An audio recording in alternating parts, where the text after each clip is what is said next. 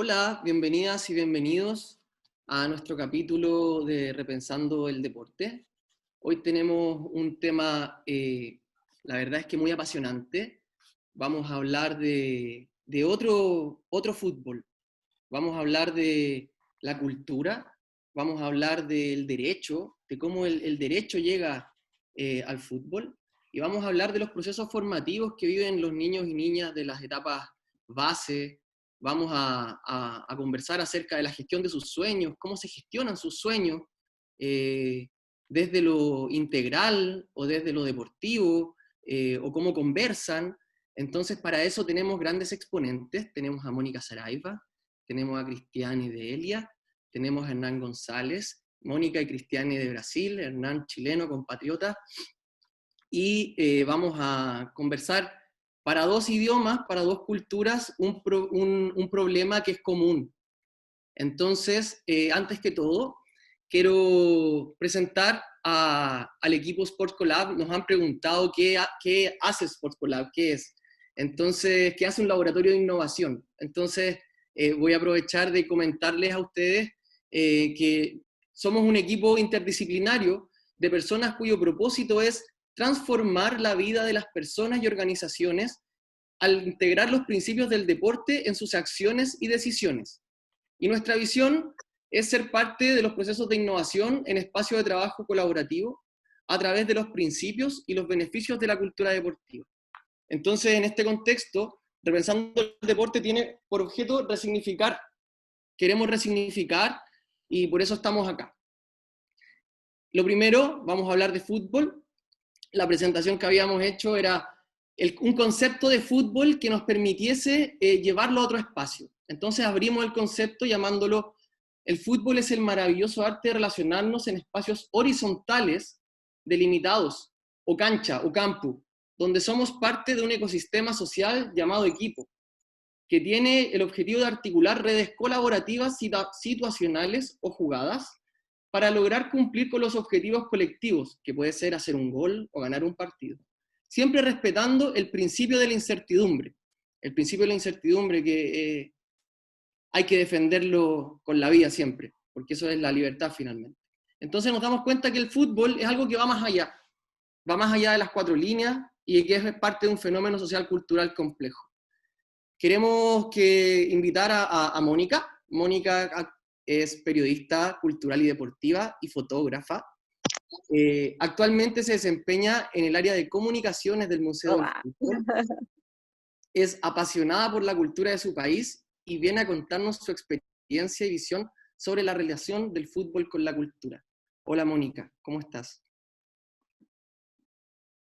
Olá, olá, gente. Olá, boa noite a todos e todas. Buenas noites, né? É um prazer estar participando, é um prazer mostrar um pouco da cultura e do futebol brasileiro.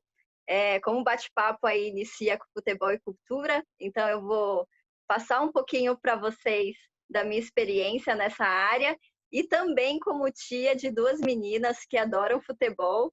Uma tem 4 anos, que é a Olivia, a outra é a Nicole, que tem 9 anos. Eu me chamo Mônica, sou brasileira, né? Já dá para ver pelo idioma e pelo sotaque. Eu sou jornalista há 10 anos. Eu iniciei no Memorial da América Latina em 2010, um lugar que eu comecei como estagiária, um lugar que eu aprendi a cultura latina e um lugar que também eu comecei a divulgar essa programação cultural do espaço. Então, eu vou mostrar para vocês uma foto do memorial que eu registrei em 2010. Aí mostra um pouco da independência da Bolívia. Foi uma festa linda que foi feita no memorial e aí as pessoas passavam sobre a passarela. ¿Se ve? Isso. Esse é o memorial da América Latina. Os bolivianos cantando e dançando em cima da passarela do memorial. Uma linda festa cultural. Na sequência, eu fui trabalhar no Museu do Futebol em 2011, lugar que eu trabalho até hoje, no museu, na área de comunicação, divulgando a sua programação cultural, acompanhando também jornalistas dentro do espaço. Hoje o museu está fechado por conta da pandemia, mas ainda continua e tem uma programação linda rolando, exibição de filmes, exposições virtuais, então fica a dica aí para vocês acessarem também as redes e o site do Museu do Futebol. O Museu do Futebol é um lugar que me ensinou praticamente tudo que eu sei. Foi através do museu que eu conheci a história e cultura do futebol brasileiro e o museu continua me ensinando. Quando eu fui parar no museu, eu descobri um futebol que vai além das 4 linhas. É um futebol que vai além do estádio e o tema vai além. Eu descobri um futebol que envolve cultura, que envolve educação, que envolve acessibilidade, que envolve inclusão, que envolve gênero, que envolve política. Então, é um futebol que faz parte da história e da cultura brasileira. A outra foto é do estádio do Pacaembu, lugar onde eu trabalho ali, o Museu do Futebol.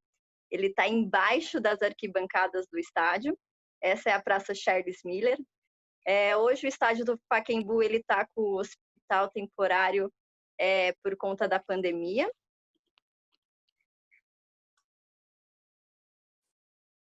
Falando aqui de Brasil também um pouco, o futebol ele está culturalmente inserido, né, no nosso dia a dia. Por exemplo, quando a gente é criança, tudo para a gente é bola. A gente começa a chutar na rua, chutar as pelotas, então tudo se transforma em bola. Então, eu peguei para mostrar para vocês uma bola feita de meia, que é algo que a gente faz muito quando somos pequenos e pequenas, e também uma tampinha de garrafa PET. Então, tudo nos nossos pés vira bola. O meu trabalho no museu, ele me permite andar pelas suas salas, me permite conhecer muitas pessoas, desde crianças, jovens, idosos, crianças de escolinhas de futebol, crianças de escolas. Os educadores do museu fazem a visita, ou então essa visita é feita pelos próprios professores. E eu falo que eu fico muito feliz, porque através desse futebol, as pessoas em geral e as crianças conhecem a história e a cultura do Brasil por meio desse esporte. E, na minha opinião, isso é super importante, porque além de aprender, por exemplo, quem é criança e sonha em ser jogador ou jogadora de futebol, eles começam a entender o quanto esse esporte é capaz de nos ensinar. Tem 2 salas no museu que eu destaco hoje aqui, que para mim são salas que eu gosto muito e que fala da cultura no futebol. A primeira é a Sala Origens, por meio de diversas fotografias e vídeos. Mostra ali uma história que começa com Charles Miller no final do século XIX. Charles Miller, então, é considerado o introdutor do futebol no Brasil. E aí vai até os primórdios da profissionalização do futebol e da aceitação de atletas negros a partir dos anos 1920. A sala, ela mostra um futebol ainda amador e praticado nos clubes, pelas elites, mas que no chão das fábricas, ruas e bairros, o povo trabalhador e mestiço também começava a entrar no jogo e disputava o direito de jogar esse futebol. Na mesma sala, tem fotografias que falam da participação das mulheres nessa prática do jogo, que acontecia no final do século XIX, como na Espanha e na França, e no início do século XX aqui no Brasil. Era um futebol ainda diferente dos homens, né? Era um futebol que se começava ali no circo. Lembrando que o futebol feminino no Brasil ele foi proibido de 1941 a 1979, foi proibido por lei, e só a partir de 1983 que veio essa regulamentação. Então, essa sala das origens fala um pouco dessa história do futebol brasileiro aqui. Então, é um futebol que marca pela sua miscigenação no esporte, que se torna a cara do Brasil. Bom, nessa foto eu estou segurando uma bola de 1930, é uma réplica dessa bola. Eu estou na Sala Origens e essa foto ao meu lado é do futebol feminino, um futebol praticado ali em circo. A outra sala que eu destaco é a Sala das Copas do Mundo. É uma sala que relaciona o que acontecia em cada período, como na arte, na cultura, nos ritmos musicais. Dentro desses ritmos musicais, eu destaco o samba. O samba e futebol tem tudo a ver, é uma relação ali de amor. É muito fácil você ver em comemoração de jogadores e jogadoras, eles cantando samba dentro de avião, dentro de ônibus, ou nas ruas, ou nos gramados, nas suas comemorações. Então, sempre tem ali um atleta com algum pandeiro, com algum cavaquinho. Um dos exemplos que eu cito agora, que são de escolas de sambas que homenagearam atletas como Marta, Zico.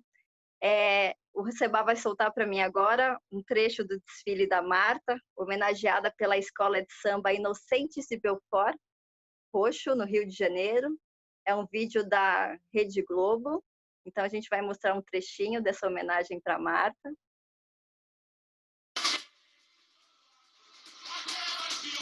Quando eu fui homenageada, né? Tão emocionante. 40 minutos de... E também tem escolas de samba que surgiram de times de futebol aqui no Brasil. O destaque eu dou exemplo de duas delas, é a Mocidade Independente de Padre Miguel, que surgiu de um time de várzea, o Independente, e União da Ilha do Governador, que era um time de futebol, o União, e que virou escola de samba. Então, o samba e o futebol têm uma linda relação. E tem um exemplo também que eu gosto de falar, que basta notar no futebol, dentro dos gramados ou nas ruas, aqui no Brasil, a ginga de jogadores e jogadoras. Como eles dançam dentro de campo, como eles sambam dentro de campos com a sua ginga. O Garrincha, eu não tive a oportunidade de conhecê-lo, mas eu passei a ver vídeos dele e os dribles que ele faz é como se ele estivesse dançando dentro de campo. Saindo um pouquinho do futebol e música, futebol e samba, eu achei uma matéria super interessante, eu quero compartilhar com vocês. É um site que se chama Nova Escola, de 2014. Eles escreveram uma matéria sobre como ensinar jovens e crianças nas salas de aula através do tema Copas do Mundo. Então, alguns especialistas falaram sobre esse tema. E aí eu vou ler alguns para vocês desse site. Eles falam assim: matemática, entram em campo as relações geométricas. Geografia, olhar crítico sobre os impactos da Copa. Ciências, por dentro da bola e de onde ela rola. Língua estrangeira, travel guide para os turistas. Arte, cada lance vai render um clique. Educação física, regras e esquemas claros no futebol. Língua portuguesa, crônicas sobre futebol. Educação infantil, bolinhas e crianças para todos os lados. História, futebol, resistência e política. Então, esse é um exemplo, né, do que fazer na sala de aula com as crianças e com os jovens, através do tema Copa do Mundo, através do futebol. Para mim, eu acredito que a Copa do Mundo, ela une diversas culturas e temos a oportunidade de conhecer cada país através dele. Em 2014, no Museu do Futebol, eu recebi jornalistas do mundo inteiro e, mesmo sem conhecer alguns idiomas, através do tema futebol, a gente se conheceu muito bem, porque eu pude conhecer também um pouco da cultura através do idioma, das suas roupas, dos seus cantos, e também apresentar um pouco desse futebol brasileiro, da história, da cultura.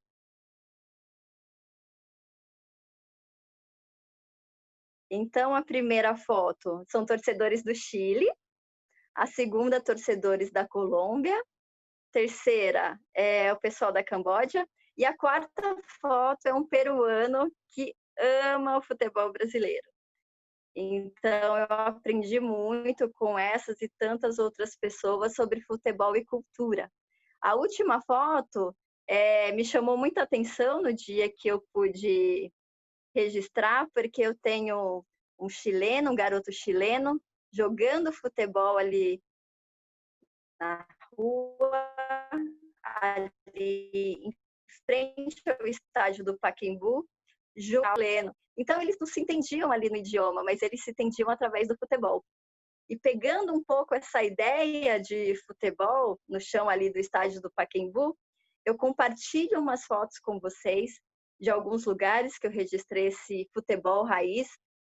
Aqui no Brasil, a gente joga em todos os cantos, nos terrões, nas praias, nas ruas, nos campos, em qualquer lugar, cidade, que eu gosto muito, que tem um pouco a ver do que eu vou falar agora, quando ele fala assim, futebol se joga no estádio? Futebol se joga na praia, futebol se joga na rua, futebol se joga na alma. Então, futebol está em todos os lugares. Essas fotos aqui foram registradas em 2013, num bairro da periferia de São Paulo, chamado Capão Redondo. Eu mando um beijo enorme para eles, porque eu fui super bem recebida.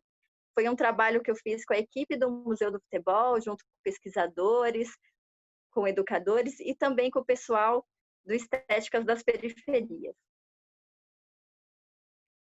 Então, tem uma celebração dos meninos ali comemorando uma jogada. A outra foto eu tenho garotos. O mais interessante para mim dessa segunda foto é a simplicidade, porque eu tenho garotos torcendo para times do São Paulo, do Corinthians, do Santos. Então, eles estão ali para brincar, não tem rivalidade entre eles. Essa foto são os garotos se abraçando.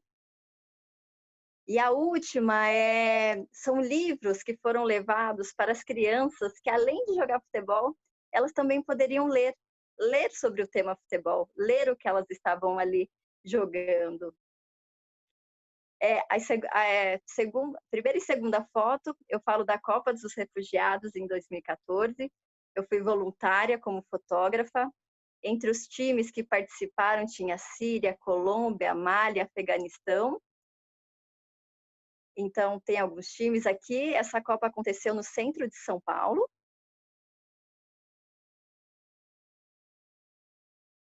Agora eu vou falar do torneio de futebol feminino de várzea, primeiro torneio, em novembro de 2019.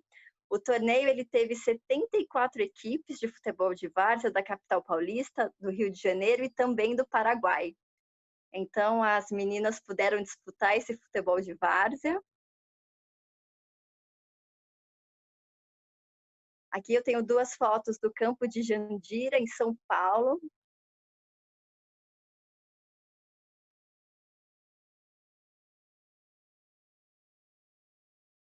Os meninos jogando. E se estamos falando também de futebol e cultura, então eu vou mostrar para vocês duas fotos do futebol indígena, né, em Bertioga, aldeia de Bertioga, que fica aqui no litoral de São Paulo. Então eu vou mencioná-los aqui também como cultura, nossa cultura brasileira. Eu tenho uma trave, eu tenho os meninos brincando. E um exemplo que eu cito também de cultura, e até mesmo sobre a história do futebol, e que eu acho legal passar para a criança desde cedo, é levar para ver os diversos temas relacionados ao futebol. Conhecer esses futebols, como futebol de amputados, futebol de síndrome de Down, futebol de 5 praticados pelos atletas cegos. Na sequência, eu mostro uma foto para vocês da minha sobrinha Nicole, registrada na Copa dos Refugiados, final em 2019, no estádio do Pacaembu. A Nicole, ela conheceu a ex-jogadora Michael Jackson, que brilhou nos gramados entre os anos 80 e 90. Michael Jackson foi ver esse jogo na Copa dos Refugiados, que foi Congo e Níger. O Congo ganhou de Níger por 2-0. Então, a ideia de levar a Nicole, porque além dela conhecer uma jogadora nesse dia, ela também teve acesso à cultura de outro país. No caso, a cultura africana, que tem tudo a ver com a nossa cultura brasileira. Então, para mim, eu acho super importante essa convivência para o desenvolvimento da criança, pois ela aprende a respeitar e entender o jeito do outro também. Agora eu mostro um vídeo para vocês também da Nicole. Foi em 2019, na Corinthians, futebol feminino, final do Paulistão, futebol feminino.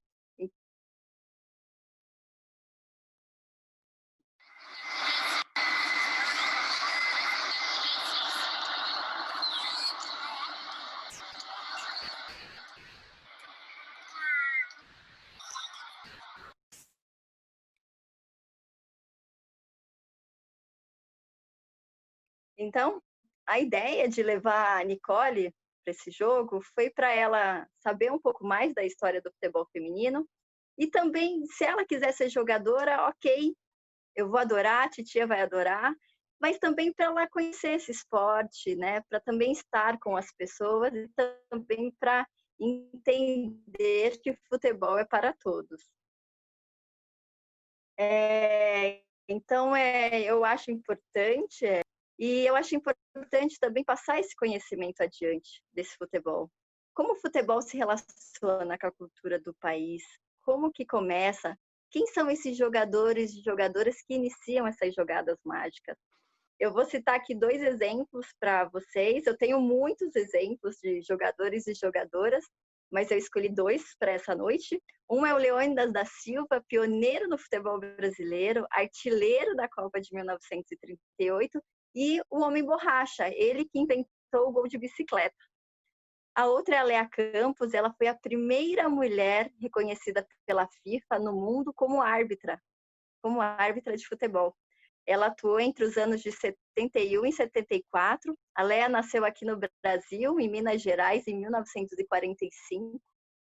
Então é isso. Agora, dando um pouco a minha opinião sobre futebol e cultura hoje em dia, de repente, o que pode ser feito, né, para passar aos demais, nesse momento de pandemia, de repente usar a tecnologia para promover futebol e cultura, né? Eu acredito que pode ser um trabalho lindo, por exemplo, instituições de repente esportivas, por meio de seus programas e redes sociais, passar para jovens, crianças, adultos, idosos, história do futebol e cultura que estão relacionadas. Claro que eu acredito que a questão também seja um pouco delicada, porque nem todo mundo tem acesso à internet, nem todo mundo tem acesso ao computador, nem todo mundo tem acesso ao celular. Às vezes as famílias têm apenas um celular para todo mundo usar, um computador. Mas eu acho que é algo a se pensar, né? Como fazer, como promover esse tema futebol e cultura no futebol em tempos de pandemia? Como que será? Bom, eu estou aqui à disposição para que eu e vocês e outras pessoas possamos pensar juntos, porque eu acredito que juntos podemos fazer trabalhos incríveis. Acredito que através da cultura e educação, todos podemos ser multiplicadores de ideias por um mundo melhor e com a inclusão de todos. Para finalizar, porque meu tempo já está esgotando quase, eu finalizo para vocês com um vídeo de 2018 da Taça das Favelas. É um vídeo das torcidas. Taça das Favelas inclui meninos e meninas da periferia para jogar futebol. Esse vídeo foi no estádio do Pacaembu. Então eu não poderia deixar de falar das torcidas que são tão presentes e importantes nos jogos, seja no estádio, seja na rua, na várzea, em qualquer lugar. E só uma curiosidade um pouco que eu acho interessante da palavra torcida, porque ela ganhou popularidade dentro do futebol e em outras modalidades, quando crônicas esportivas do século XX destacavam as moças, que nervosas com as partidas, torciam lenços nas arquibancadas brasileiras. Então, esses simples gestos se tornou grandioso aí com a palavra torcida.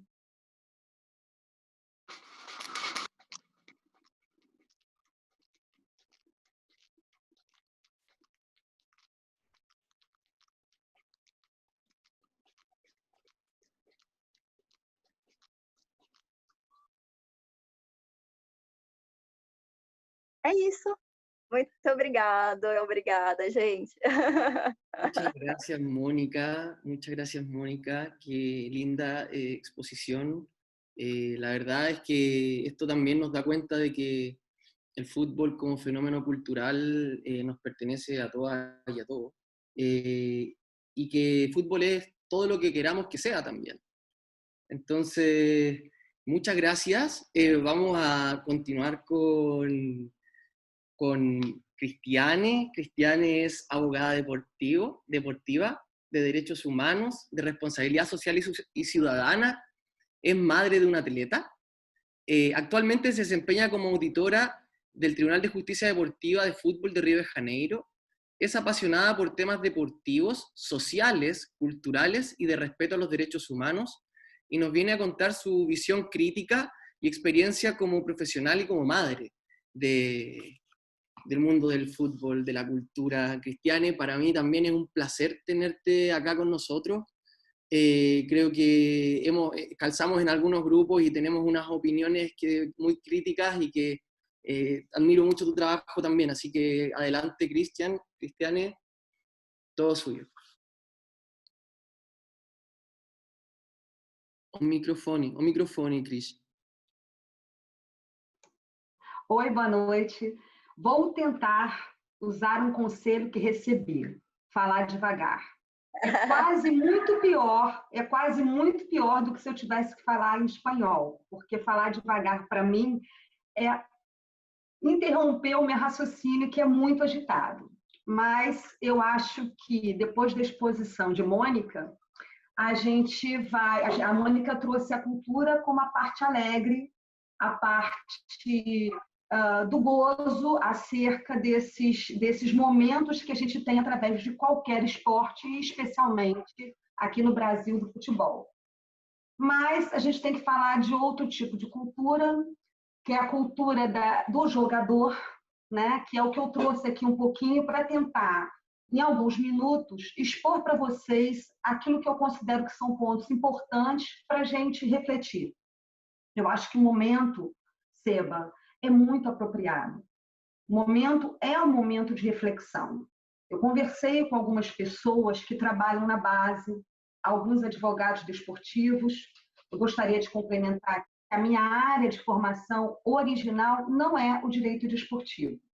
Eu sou uma advogada civilista que sempre trabalhou com direito de família e sempre na condição de integração da criança e do adolescente. É o meu foco, é onde está o meu coração. Com essa integração criança e adolescente, a minha principal emoção em relação a isso, emoção é o quê, né? Emoção, a gente sempre pensa que é só coração. Emoção é ação.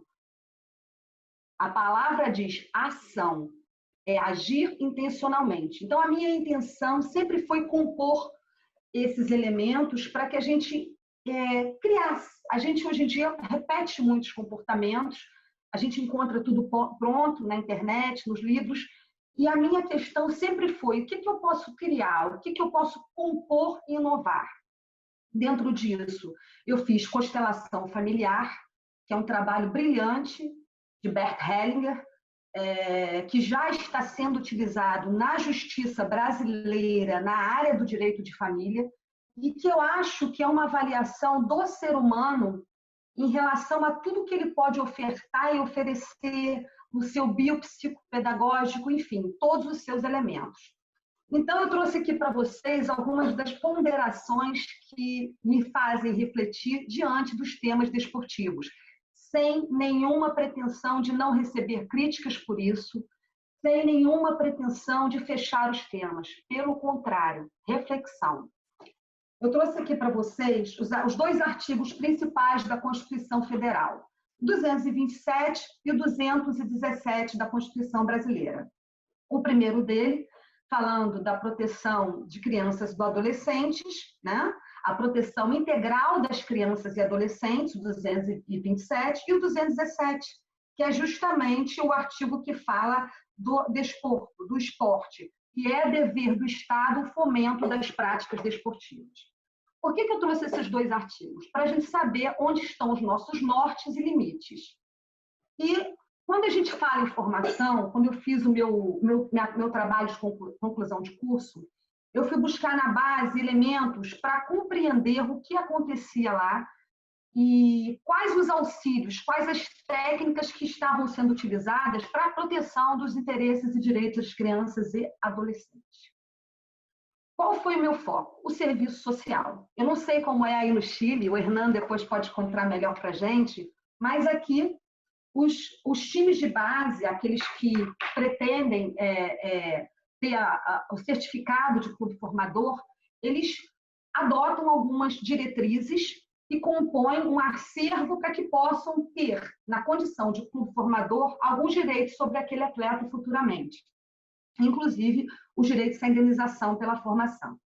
Partindo desse pressuposto, quando eu fui fazer o meu trabalho, que é o serviço social no futebol para desenvolvimento dos atletas cidadãos e clubes formadores, eu fui conhecer as bases, conhecer Flamengo, Vasco, Botafogo e Fluminense, os 4 grandes clubes aqui do Rio, foquei neles.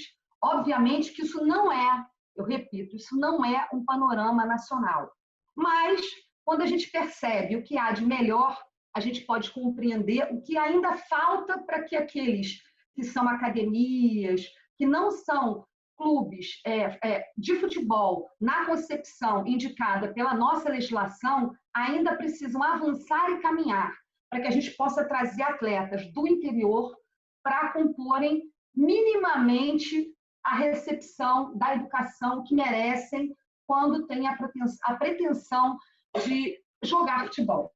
A gente sempre brinca aqui, eu e um amigo, que aí, Mônica, você veio com toda a beleza da sua visão cultural de museu, e a gente sempre brinca aqui, né, que jogar bola é muito diferente de se formar jogador de futebol. Jogar bola é a várzea, o índio, a brincadeira. Jogar futebol, ser profissional, atleta de futebol, requer uma série de sacrifícios e uma série de diretrizes que a gente vem trabalhando depois de banirmos o Instituto do Passe. A gente precisou criar elementos e mecanismos para que os clubes continuassem estimulados à proteção dos interesses dos jovens e à formação. Dentro disso, eu acho que a gente tem que distinguir a formação do atleta cidadão e a formação do atleta. O que eu quero dizer com isso? A gente fala de formação do atleta e a gente fala de monetização do jovem como produto do futebol. A prata sem rosto e sem coração. É o camarada que precisa representar no futuro, após o investimento, todo um retorno, né? Toda uma reversão daquele investimento. Eu não sei se alguém aqui já viu no Centro de Formação de São Paulo Futebol Clube, mas na internet vocês vão encontrar muitas matérias. E ali nós temos uma gama de especialidades, nós temos até caminhos de pedrinhas para cada atleta fazer seu exercício, um tipo de fisioterapia plantar para desenvolver uma forma e uma habilidade, e tudo isso custa muito dinheiro. E dentro desse investimento, o clube vai ali fazer o seu registro para que depois possa receber, em relação àquele atleta, quando ele firma o primeiro contrato de trabalho dele, uma série de retornos.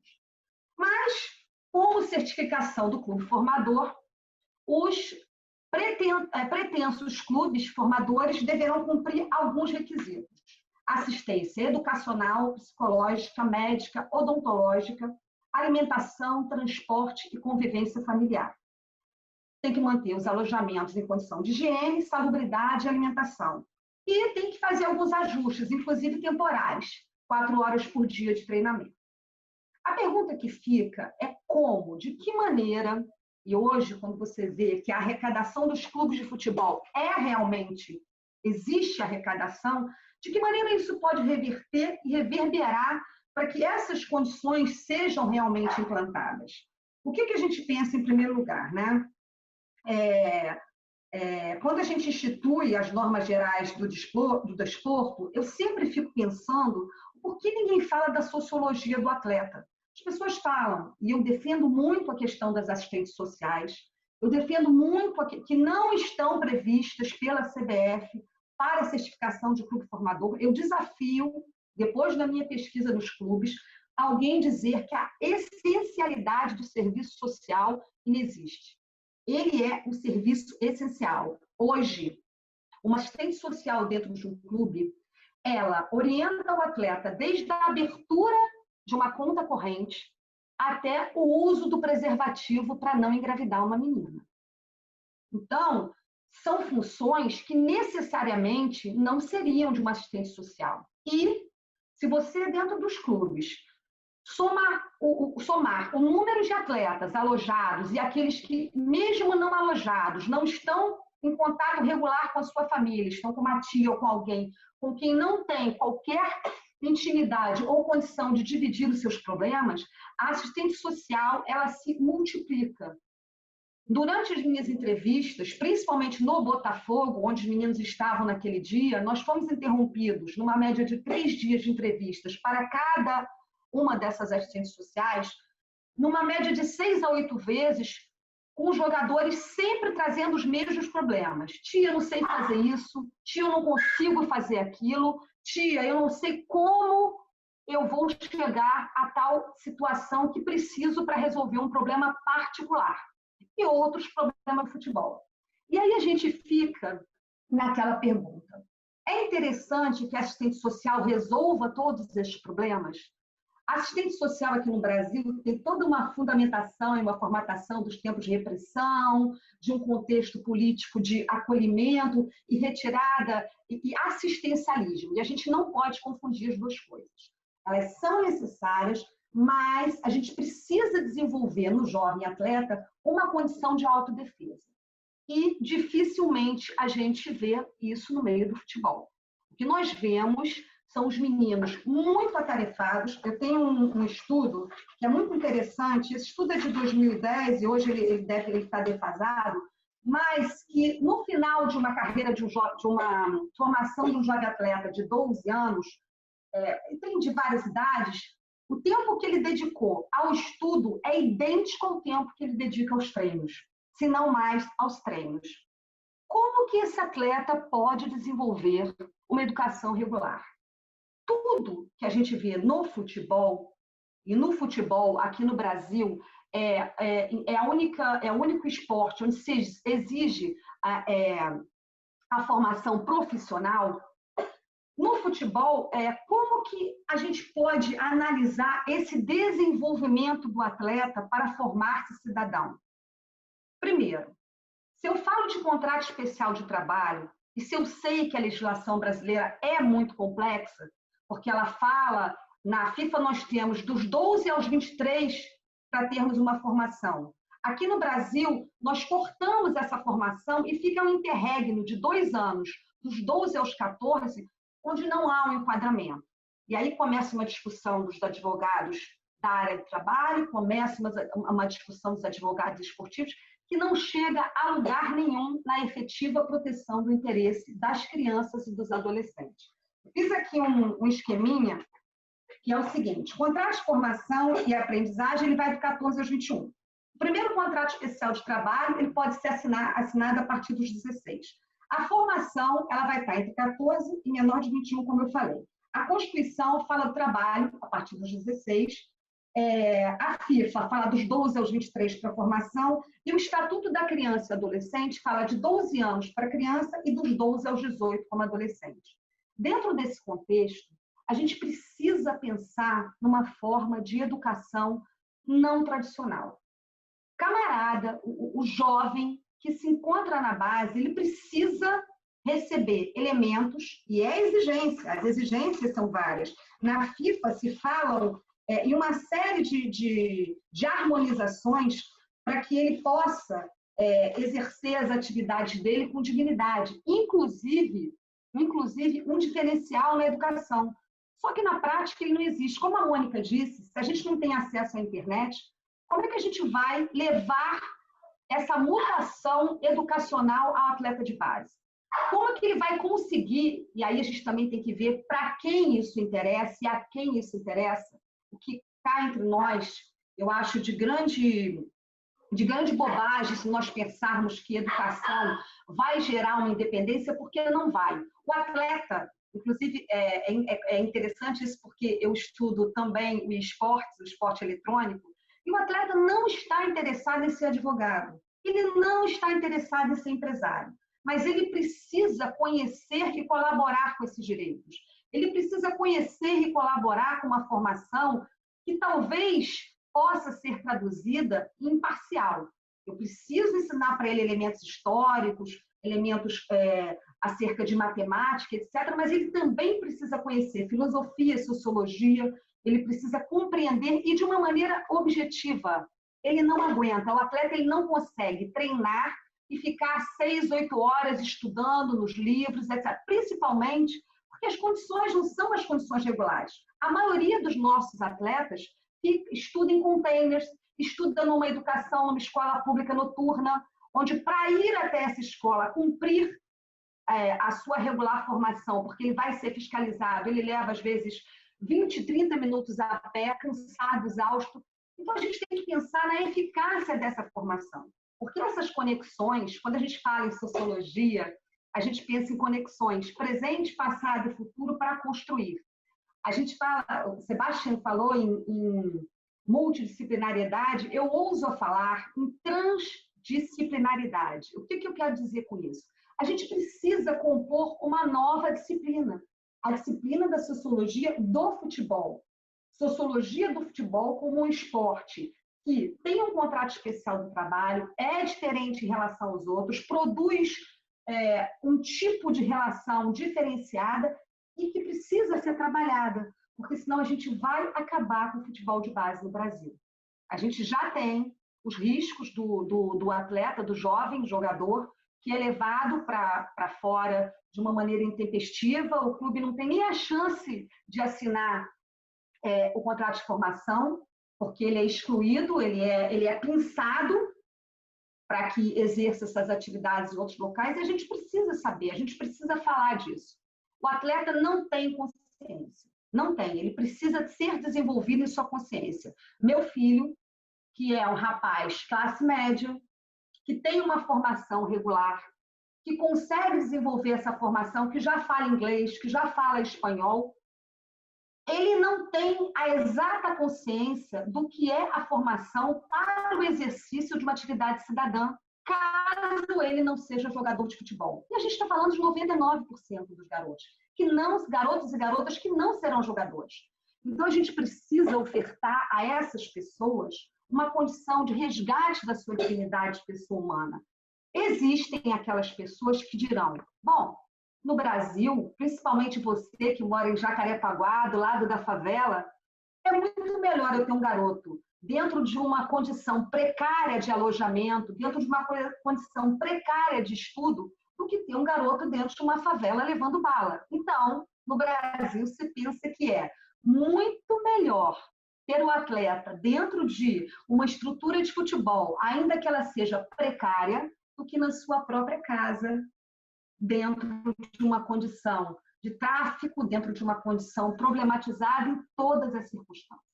Mas aí a gente está falando de trocar o ruim pelo mais ou menos. E não é o nosso objetivo. O objetivo do nosso debate é implementar, é trazer soluções, é fazer com que as pessoas pensem que num determinado momento essa capacitação precisa florescer numa nova legislação. Uma legislação que seja específica para esse tipo de atleta, específica para esse tipo de jovem. Eu não posso querer tratar os desiguais com condições de igualdade. E a gente está vendo durante a pandemia que, apesar das limitações tecnológicas, todo mundo tem que oferecer soluções quando não há mais para onde ir. Eu estava ouvindo uma amiga, que é juíza, contar a respeito da águia que não conseguia voar, e um rei muito belo pediu a solução a várias pessoas inteligentes do reino. E um homem sábio, que não era tão culto, mas era sábio, ele disse para o rei que tinha solução. Já tinham feito de tudo com a águia. Já tinham tentado fazer a águia voar ofertando a melhor semente, já tinham tentado fazer a águia voar ofertando as melhores condições. Só conseguiram fazer a águia voar quando cortaram a árvore na qual ela se instalava. Então, a gente precisa, nesse momento de ruptura, trabalhar um pouquinho mais a nossa inteligência para que a gente possa garantir aos jogadores de futebol uma sociologia da educação física e do desporto, para que eles tenham consciência e consigam, de alguma maneira, serem formados cidadãos. E que, se não consigam exercer a atividade do futebol, consigam, de alguma maneira, implementar as suas atividades como o jovem tem direito a ser quem ele quiser. Existe uma frase de uma feminista americana que diz, só peço que saiam de cima de mim. O jovem só pede que saiam de cima dele e que garantam a ele o acesso. O resto ele faz. Inteligência e capacidade é idêntica para todos. É claro que o jovem lá no interior do Piauí lá do esporte clube, das mais remotas e longínquas dos campos, ele vai ter uma maior dificuldade. Mas até nisso é nossa obrigação equalizar. E para se ter uma ideia, lá no esporte clube do interior do Piauí, já saíram 3 ou 4 talentos que já estão no Flamengo e em outros lugares. Então, é muito fácil fazer essas conexões se a gente realmente investir nessas conexões. Essa é a minha reflexão que eu trago para vocês. Poderia falar muito mais, inclusive acerca de legislação. A gente tem um monte de situações, os regulamentos de transferência, o estatuto de transferência, todas elas regulando a maneira como o jovem deve e merece ser educado. Mas, infelizmente, a gente sabe que isso está longe de se completar e a gente traz aqui reflexão para que a gente possa novamente trazer as propostas de debate. A minha proposta é de uma educação diferenciada. E se o jovem depois não puder ou não quiser ser atleta, ele pode cumprir 6 meses aí de capacitação da mesma forma que a gente faz em alguns cursos técnicos. A gente tem que ter uma vontade de tirar essa preguiça, de fazer coisas novas e aceitar o que já está pronto. É isso que eu sugiro para a gente. Muito obrigada.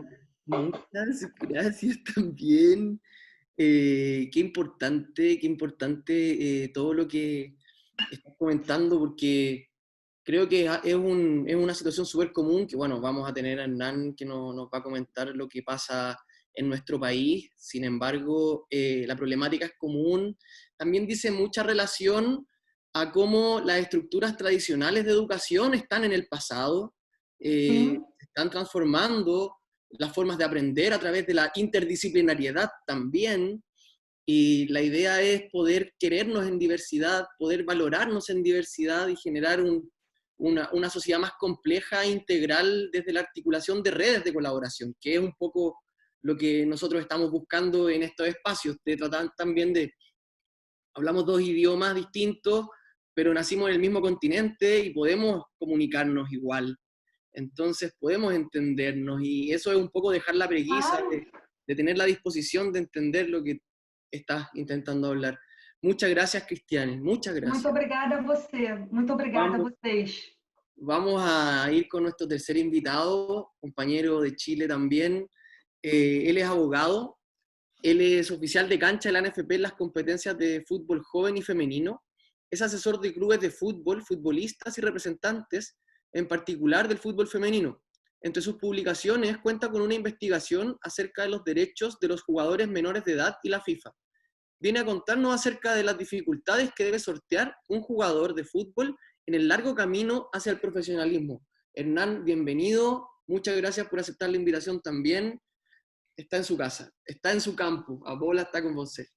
Muchas gracias, Seba. Bueno, partir agradeciendo profundamente la presentación anterior de Cristiane, que además me hace la pregunta de, bueno, ¿qué pasa en Chile? Y la verdad es que el panorama es muy similar, por no decir que incluso es peor. También soy muy crítico con lo que pasa en el fútbol joven, lo veo sábado a sábado en las competencias y lo veo también en las redes sociales, cuando veo a los muchachos cómo interactúan y cómo llevan su día a día en el fondo. Para partir, un dato, ¿no? Que no está actualizado desde el 2016, pero en España, entre la primera división y la segunda división profesional, hay 1.050 jugadores aproximadamente. Y del total de los federados, el total de federados son cerca de 898.551, lo que demuestra que llega un jugador formado por cada 855 jugadores formados, que hayan pasado por academia o que hayan pasado por un club formativo, que los haya formado. Esto es clave para entender todo lo que vamos a conversar en adelante y para entender un poco lo que decía Cristiane, porque que llegue uno de 855 tiene que obligarnos a pensar, a quienes estamos vinculados al deporte, a qué ocurre con los 854 que no llegaron, y qué van a hacer ellos de su vida, y qué herramientas tienen ellos para desenvolverse socialmente día a día. Esto es clave entenderlo, porque los clubes no tienen en Chile una obligación real educativa, ¿no? Desde el Estado. No se trabaja como Estado para entender la formación deportiva. Tienen una obligación, que es la obligación que hoy día impone FIFA con los reglamentos de licencia de club, que obliga a que faciliten el acceso a la educación estatal, etc. Pero en Chile, la educación estatal puede ser libre. Y ya lo sabes tú, Seba, muchos jugadores en Chile dan exámenes libres. Lo que preparan la prueba, a final de año dan la prueba y con eso acreditan para el sistema educacional haber aprobado ciertas materias que dicen que están bien formados, mediante una prueba sin un diario vivir de colegiatura o al menos una colegiatura irregular.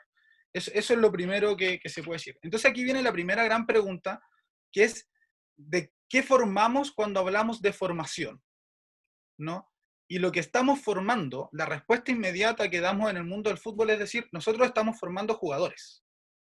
Y esa es la primera respuesta errada, porque lo que se está formando no son jugadores, son niñas, niños y adolescentes. Y por tanto, el trabajo con ellos tiene que ser desde entender que la formación que se está aplicando es para niños, niñas y adolescentes y que tienen que tener ciertos resguardos y tienen que tener ciertas libertades. Yo voy a poner dos ejemplos, ¿no? Pareciera que el mundo del fútbol está tan ajeno a los problemas que pasan en las escuelas, pero el año 2018 se destaparon los casos de abuso sexual dentro de clubes argentinos, con Independiente Avellaneda, casos supuestamente en River Plate, casos supuestamente en Racing, pero nadie dijo nada más, quedó ahí, como en el tintero. Beckham declara que la generación del 92, cuando el jugador de la generación del 92 llega al primer equipo, tenía que masturbarse en público ante sus compañeros adultos. Eso raya, por no decir que es derechamente abuso sexual, contra un chico menor de edad. Y eso hoy día el fútbol lo romantiza, dice que es como romántico, ¿no? Cortarle el pelo al muchacho de 16 años es romántico cuando sube al primer equipo, es algo, se celebra, es un bautizo, lo romantizamos, pero ahí hay un claro nivel de abuso que nadie ve, que parece que no lo vemos o que lo vemos porque aceptamos que el fútbol es el fútbol y vive en otra área. Alguna vez un presidente de un club, que no voy a mencionar cuál, me dijo, no sé qué te preocupáis si nosotros nos manejamos con nuestras leyes, las leyes chilenas no nos importan. O sea, el mundo del fútbol se reconoce como un mundo que parece estar ajeno, ¿no?, a la regulación estatal y a la regulación internacional. Y acá es súper importante entender que parece que no estamos tan locos con Cristiane, porque la Convención Internacional del Derecho del Niño dice abiertamente que todos quienes trabajen con chicos, con niñas y adolescentes, tienen que velar por su íntegro desarrollo y por su interés superior del niño. Y esto es clave. Si es que todas las instituciones dicen que tengan que tener esta obligación, se generó una consulta y alguien le preguntó y le dijo, pero ¿qué pasa con las instituciones privadas? Y la respuesta de UNICEF y de los organismos internacionales fue, también tienen que respetarlo. ¿Por qué el fútbol no lo respeta? ¿Qué grados de protección otorga el fútbol? Es la pregunta entonces que nos hacemos. Y la respuesta inmediata es ir al reglamento de transferencia de jugadores y el estatuto de transferencia de jugadores FIFA. Y claro, tenemos el gran artículo, que es el que todo el mundo estudia cuando habla de infancia, que es el 19 y el 19 bis, que habla de la prohibición de la transferencia internacional, como si ese fuera el único aspecto que hay que resguardar del niño. Solo la transferencia. Y es un artículo que es número clausus y dice, no se puede transferir a jugadores menores de 18 años de un país a otro. ¿Y qué pasa con el jugador que su padre se traslada sí vinculado al fútbol? No puede tener vínculo con el fútbol su cambio de domicilio. Eso es lo primero que llama la atención. Efectivamente, las sanciones no se han producido. El caso Real Madrid con los hijos de Zidane que se habían ido de Francia quedó sin sanción, pero obliga a un proceso de apelación. Y hasta hace 2 años atrás, esto era más grave, porque decía, y solo con el padre y la madre. Y en Chile hubo un caso de un jugador que era argentino, que no tenía ni padre ni madre vivos, y que vivía con su tía, y que no podía ser inscrito porque él no era chileno. Y no podía ser inscrito porque FIFA, hasta ese minuto, hasta hace 2 años atrás, porque hay que reconocer que sí se hizo una modificación para ampliarlo, no permitía la inscripción del jugador extranjero. Y hasta hace poco tampoco permitía la la transferencia del jugador extranjero por temas humanitarios si es que no era totalmente demostrable, ¿no? Cuando es muy difícil demostrar muchas veces que sales arrancando de un país por temas humanitarios. Hay falta de prueba muchas veces al respecto. Entonces, el primer gran error que cometemos quienes estudiamos infancia y estudiamos el deporte y el fútbol, es decir, con el 19 la hacemos. El artículo 19 es nuestro santo grial y es lo único que hay que estudiar. Y ese es el primer gran error.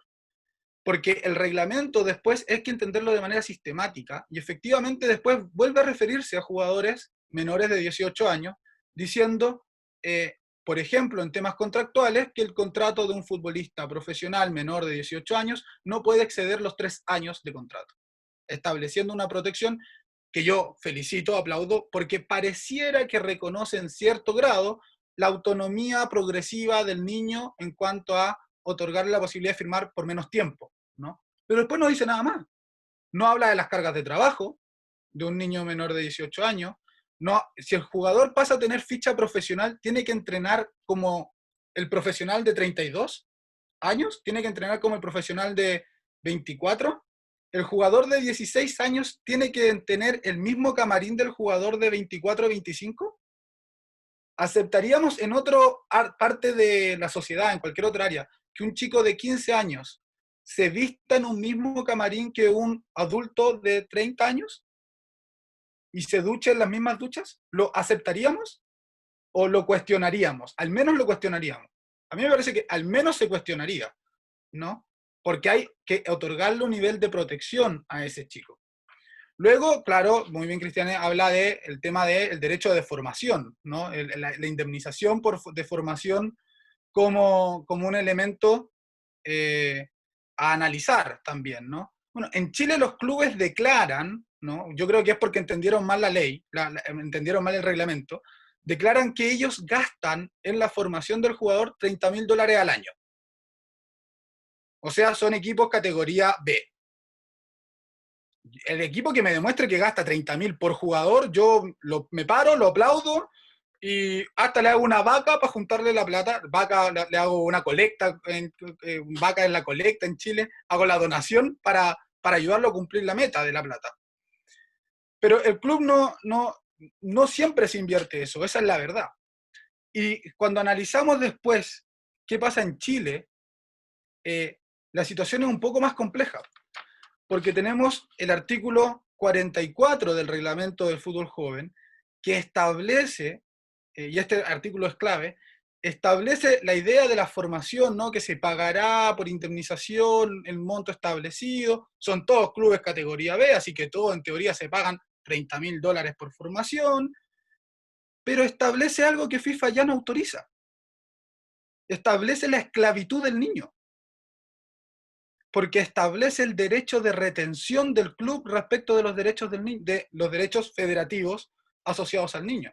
Entonces, ¿qué dice el artículo 44? Dice que el jugador no podrá firmar por otro club o no podrá ser inscrito por otro club pasados 4 años, cuando haya jugado su último partido en la sub-15, o sea, hasta que cumpla los 19 años, no va a poder ser inscrito en otra institución para que lo forme, sin la autorización del equipo anterior. Sin la autorización. Cuando el jugador haya cumplido su último partido en la sub-16, será 3 años, en la sub-17 2, y en la sub-19 1 año. Vale decir, el reglamento limita el derecho de formación del jugador a que el club anterior, que lo desechó, que le dio la libertad en teoría, que le dijo no me interesa seguir formándote, lo autoriza a firmar por otro club. Lo autorice, lo obliga a buscar la autorización. Y en Chile, ¿cómo se resuelve esto que los representantes inventaron este mecanismo junto con los clubes? Es el pacto de venta futura, que todo lo resuelve. Entonces, el jugador, por ejemplo, un jugador formado en Palestino, ¿no? El palestino lo corta, le dice no nos interesa seguir contando contigo porque llegó uno mejor para tu posición, y el jugador encuentra la posibilidad de terminar su formación en Ñublense, por ejemplo. Ñublense va a tener que llegar a un acuerdo con Palestino para la venta futura del chico, entonces decir que si el jugador se vende a otra institución tendrá que pagar X monto para que este chico pueda ser inscrito. Y acá hay un grave problema, porque esto es limitar el derecho de formación y educación del jugador. Este es el primer gran problema. En Chile, y hay que decirlo con todas sus palabras, todavía tenemos el sistema antiguo del fútbol que restringe la libertad de elección, de formación de los jugadores. Eso es lo primero, ¿sí? Todavía tenemos el llamado derecho de retención que se supone que el caso Bosman vino a terminar a lo largo del mundo. Eso es lo primero. Lo segundo, y la segunda gran parte, ¿no?, que me gustaría abordar es el tema de, bueno, ¿qué pasa con el jugador terminada su formación y no llegó al profesionalismo? Ese jugador, ¿qué es socialmente? Y esto va de lleno, va enmarcado de nuevo con el tema de la educación. El jugador formado no se considera jugador profesional, porque en Chile no te entregan un cartón que diga eres futbolista profesional y que valide tus años de formación, a pesar de que es evidente que tú, como jugador formado en una institución, desde los 15 años, por poner un ejemplo, hasta los 20 recibiste educación para desarrollarte dentro del campo de juego como futbolista profesional. El primer gran problema entonces es la escasez de reconocimiento al esfuerzo en este periodo. ¿Y qué pasa? La pregunta es, bueno, ¿qué pasa en la mente del jugador que no llegó a ser profesional y que de un minuto a otro se ve en la nada y se ve sin apoyo, ¿no? Alguna vez le pregunté a un expresidente del CIFUB qué pasaba con estos jugadores que no llegaban. Y el presidente del CIFUB me dijo, la verdad no lo tenemos muy claro porque no son jugadores profesionales. O sea, la calidad de profesional la adquieren solo por la firma del contrato. Y este es un gran problema porque es el desconocer que acá hay una formación técnico-profesional. Así como en un colegio técnico profesional se forma a un mecánico o a un electricista, que es muy común en Chile que se formen en colegios técnicos profesionales, tenemos que empezar a reconocer que hay una formación técnico-profesional en los clubes de fútbol.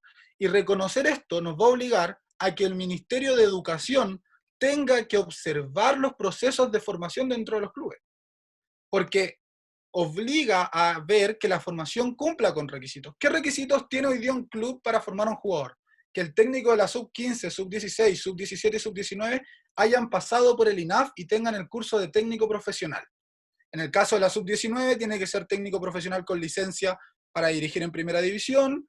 En el caso de la sub-15 y sub-16, si no me equivoco, alcanza con el inicial, si no me equivoco, es decir, terminado a la mitad de la carrera o un poco más. ¿Y los ramos de pedagogía? Porque el curso del INAF no es un curso de técnico para etapa formativa, es un curso de técnico para el fútbol profesional. Está pensado para dirigir adultos, no dirigir niños. Esa es la primera gran cuestión. Entonces, ¿qué pasa en ese proceso donde el niño, porque, insisto, la discusión no es acá respecto al jugador que va a ser en el futuro, sino que es respecto del niño o niña que está siendo formada, ¿tiene o no tiene realmente un acceso digno y necesario a la educación? Y es cuestionable. Al menos hoy día en Chile es muy cuestionable. Y a lo largo del mundo es cuestionable. Cristiano Ronaldo abandonó la colegiatura tradicional a los 14 años. Y tuvo suerte porque a los 14 años alguien lo vio, funcionó como jugador. Pero ¿y si Cristiano Ronaldo a los 17 años se quebraba el ligamento cruzado de las dos piernas y no llegaba? Él era un muchacho, hubiese sido un muchacho, que a los 14 años abandonó la colegiatura. ¿Qué pasa con ese muchacho y cómo se puede seguir, ¿no? Y entonces la pregunta que sigue es, bueno, entonces, ¿quién controla los clubes? Porque si me decís que forman niños, ¿quién los controla? Y parece que nadie. Parece que lo controla la misma NFP, ¿no? La misma Federación de Fútbol. Entonces, vamos por parte. Primero, ¿quiénes son los clubes? Porque hablamos del niño y ahora hablamos de los clubes. En Chile los clubes como tal son sociedades anónimas cuya finalidad es generar recursos a través del fútbol. Eso son en Chile. En el reglamento de la NFP no se autoriza la participación de ningún club que no tenga la calidad de sociedad anónima o sociedad anónima deportiva profesional, con excepción de los clubes sociales deportivos que quedaban antes de la aplicación de la ley del 2004 de sociedad anónima deportiva profesional. Entonces, lo primero que tenemos que entender es que quien está a cargo de la formación del niño es un privado cuya finalidad reconocida por ley no es la formación, sino que es el ganar dinero. Eso es, generar recursos mediante el fútbol. La discusión política de si esto me gusta o no me gusta, no viene al lugar. Estoy reconociendo lo que la misma ley dice, ¿no? Es la generación de recursos mediante una actividad económica deportiva. Es decir, hay una industria del fútbol, ¿no? Y es esta industria a lo largo del mundo la que hace reconocer que tenga que existir formación de jugadores, porque como buena industria tiene que existir y el jugador no es eterno, el jugador dura hasta los máximos 40 años en buen rendimiento, entonces tiene que haber constantemente nuevos jugadores y eso exige que sean jugadores preparados para mantener la competencia, mantener la incertidumbre, ¿no? Y acá viene un aspecto cultural, ¿no? Entonces es clave entender que el club no le hace un favor al niño,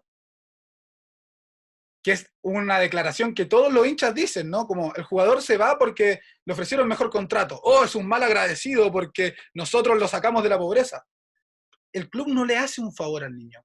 El club primero cumple con una obligación. O sea, ningún club en el mundo reconocido por FIFA de fútbol profesional no puede no tener series menores, fuerzas básicas o divisiones menores. Y segundo, cumple no solo con una obligación de la FIFA, sino que cumple con una obligación del mercado, porque tiene que generarse profesionales para el deporte, para el fútbol, ¿no? Entonces no hay un favor detrás, sino que hay en verdad una formación que tiene que ver con... Y esto libera inmediatamente al jugador. El caso del arquero del Milan, cuando se quería ir del Milan, porque el Milan le ofrecía el mismo contrato que ya tenía, y en España le estaban ofreciendo un contrato que era 2 veces mejor, Donnarumma así se pronuncia, ¿no?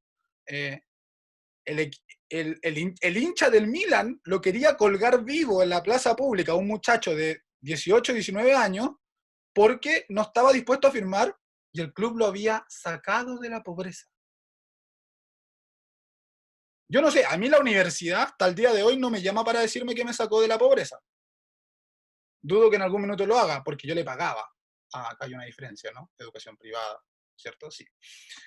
Pero, entonces, esto nos obliga a entender que que el sistema es más complejo y que la formación tiene que repensarse desde esta perspectiva. Tiene que repensarse primero entendiendo, insisto, que lo que se forma no son jugadores de fútbol, son niños, niñas y adolescentes. Eso es lo primero.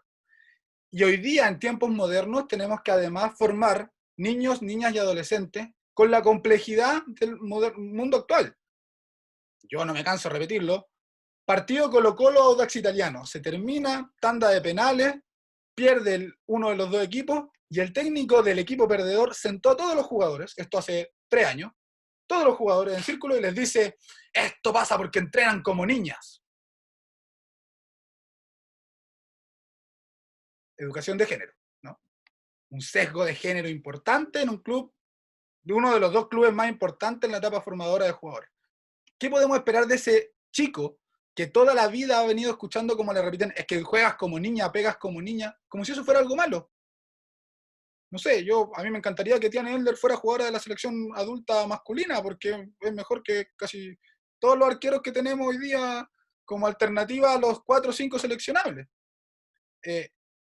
Pero no existe ese reconocimiento. Entonces, a la discusión de cómo repensamos esto, la primera gran invitación es que todos quienes articulamos y trabajamos vinculados al deporte, es que pensemos que en etapa formativa no se forman jugadores de fútbol, se forman niños, niñas y adolescentes, y que como tales tienen derechos que tienen que ser resguardados y de manera íntegra. Desarrollo íntegro del niño, dice la Convención Internacional y dice la Ley de Infancia, y dice todo lo que habla de educación habla de desarrollo íntegro del niño. Y esto nos obliga a entender entonces salud digna para el niño, educación no deportiva, pero que asuma que el niño es deportista, porque como bien dijo Cristiane, el niño que es deportista va al colegio, si es que va al colegio y después va a entrenar. ¿En qué minuto hace tareas? ¿En qué minuto va a leer el libro si ese niño llega muerto a comer y a dormir? Para mañana repetir la misma dosis, ¿no? Entonces, el profesor del colegio tradicional ve a este niño como un flojo, porque no responde con los cánones que la colegiatura tradicional le impone, pero no lo ve de otra manera. Y el profesor del equipo, el técnico, cuando el chico desatiende el fútbol por mejorar las notas en el colegio, lo ve como un irresponsable para el club, para con el equipo, porque no conversan los dos sistemas. Los sistemas están aislados y no conversan.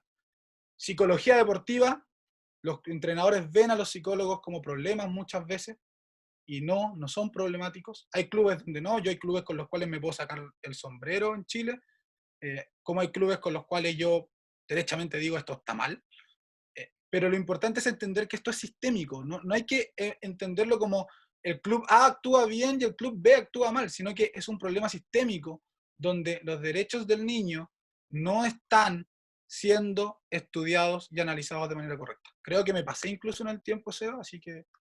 Oye, no, muchas gracias porque creo que esto efectivamente hemos problematizado, o sea, incluso lo que Mónica nos cuenta dice relación a algo que nosotros no conocemos en Chile, porque en Chile no hay un museo ni del deporte ni del fútbol. O sea, el museo que tenemos, perdona que te interrumpa, Dale, es el dale. museo de la camiseta que es privado, primero, y que es itinerante. El museo de la selección chilena que está en el Estadio Nacional y que no sé qué día abre. Y luego tenemos el museo de Colo-Colo, del Club Social y Deportivo Colo-Colo, que ese sí es más abierto. Y para de contar, no sé si la U y la Católica tienen museo activado. Y hay un museo olímpico en el Centro de Entrenamiento Olímpico acá en Ramón Cruz, pero que es chiquitito, diminuto. El punto es, ¿qué contenidos nosotros nos vamos a comprometer en la formación integral o en esta nueva malla que propone Cristiane o que lo propone Hernán? Finalmente es cómo aquí funciona lo mismo. A mí me gusta trabajar, yo trabajo mucho en las cárceles entregando inserción deportiva, es como herramientas propias del deporte. Ahora, ¿qué herramientas tienen los muchachos y las muchachas para insertarse en una sociedad donde el contexto es otro? El contexto es otro. Entonces, los chicos van 3 horas de su día a querer ser alguien, pero tienen otros 21 horas donde viven en un contexto complejo. Y esas 3 horas están en un espacio que les dice, ustedes van a llegar a ser profesionales, cuando los datos estadísticos nos muestran que la gran mayoría no va a llegar. Justamente de eso se trata. Les invito a abrir los micrófonos y que también... E além também, o Hernan, ele comunga muito do que eu estou falando, mas a gente não está só falando da questão do tempo que passa e da dedicação. Aqui no Brasil, a gente sabe que essa criança não tem alimentação adequada, essa criança não tem suporte em casa, ou seja, o que é importantíssimo e vital. Há já uma anamnese feita pelas assistentes sociais que paraleliza o problema em casa, ou seja, por mais que a família esteja afastada, por mais que a família não esteja congruindo com aquele dia a dia do menor, ele recebe as impressões da sua casa. Ele sabe que a mãe apanhou do pai, ele sabe que a irmã foi molestada pelo tio, ele sabe da responsabilidade que ele tem por tirar aquela família da condição social de pobreza, e aquilo tudo é um somatório de expectativas em cima desse menino, que é impressionante, Mônica, como eles ainda conseguem tocar pandeiro, rir e dançar samba, porque, assim, é muito complicado fazer tudo isso. É assoviar, a gente fala aqui no Brasil, assoviar e chupar cana. É quase impossível você fazer alguma coisa com tanta pressão e com tanto contexto. Somado ao fato que, como disse o Hernan, é sistêmico. A gente aqui no Brasil tem uma dificuldade enorme de olhar para os nossos próprios problemas sem que a gente precisa ver que estão refletidos em uma outra sociedade. A gente aqui no Brasil vai falar de racismo estrutural quando a gente vê um negro americano numa população que só tem 13% de negros ser morto. A gente não fala de racismo aqui quando a gente vê um negro, como aconteceu a mesma coisa aqui no Rio de Janeiro ano passado. Um rapaz de 19 anos foi morto sufocado por segurança no supermercado. Então, a nossa incapacidade de tirar a venda e olhar para os nossos problemas de uma maneira diferente nos torna reféns. e Sim, torna esses jovens cheios de tantos sonhos vítimas do assédio. Eu estava conversando com um professor que está estudando só assédios, é um trabalho que ele está fazendo que ainda está em sigilo. E as condições que esses atletas, você está num centro de treinamento, no interior de não sei aonde, sem que a comida tenha chegado, aí passa um cara que sabe que o time de garotos está ali e oferece uma pizza para a galera. É complexo a gente perceber o quanto esse atleta fica vulnerável. Então, a gente tem que ter essa percepção, essa conscientização para que a gente crie institutos, como o Hernan disse, integradores. Enquanto a gente estiver percebendo só um lado da questão, a gente vai estar continuando fingindo, como o Hernan falou, né? O artigo 19 do regulamento. A gente sabe que ele existe, mas quem de nós, eu acho que até eu faria, se meu filho tivesse uma condição para ir praticar o seu desporto na Europa, será que eu não conseguiria um emprego lá? Ou será que eu não aceitaria, mesmo sendo uma advogada, uma condição para que meu filho tivesse uma vida melhor? Talvez eu pensasse duas vezes. A mãe daquele garoto não vai pensar duas vezes. Então, é muito complexo a gente falar daquilo que a gente, ao viver, vê que é diferente. Desculpa eu ter trazido mais essa reflexão. Es importante. Deixa eu falar rapidinho. Cris, assim, eu entendo totalmente e concordo com as questões sociais. Quando eu falei do pandeiro ali, do cavaquinho, boa. Assim, eu só tava, como eu tô falando de futebol e cultura, né? Então, assim, ele está inserido, né? O samba está inserido no futebol, esses instrumentos estão inseridos. Então, essa foi a parte de trazer, que é um pouco do que acontece na várzea, né? Sempre que tem um jogo de várzea, os terrões, depois você tem o pagode daquela comunidade, das periferias, né? Que é o jogar futebol, que é o momento... Que também é cultura, Mônica, não tenho dúvida. Que também é cultura. Então, assim, só para relacionar e deixar claro. Una cosa, Mónica, tú en la presentación hablabas de enseñar matemáticas, historia, idioma a través del deporte. Entonces, para desarrollarlo, y luego la pregunta es, ¿será que los entrenadores y entrenadoras necesiten tener herramientas para entregar el conocimiento deportivo de una manera más integral? Dejo la pregunta abierta, que podamos problematizarla unos minutos, cada uno con su tiempo, a discreción, a voluntad, total libertad, y después vamos a abrir los micrófonos para nuestros invitados e invitadas. Bueno, Mônica. Bom, eu acho que sim, acho que os treinadores e treinadoras, acho que é importante, né, entender a questão social também, né, é a questão de entender o que está acontecendo e levar para esses jovens e essas crianças, né, essa educação informal, essas informações, o que pode ser feito e transformá-los em cidadãos, né, e mostrar um futebol além das quatro linhas, né, e mostrar outras oportunidades. Eu não preciso estar ali para eu ser um profissional. Eu não preciso gostar de futebol para ser um profissional. Eu posso levar aquilo para eu estudar outros temas dentro do futebol. Eu posso ser um professor de educação física. Eu posso atuar em outras frentes. Eu posso atuar em uma ONG que ajuda crianças no esporte, no futebol.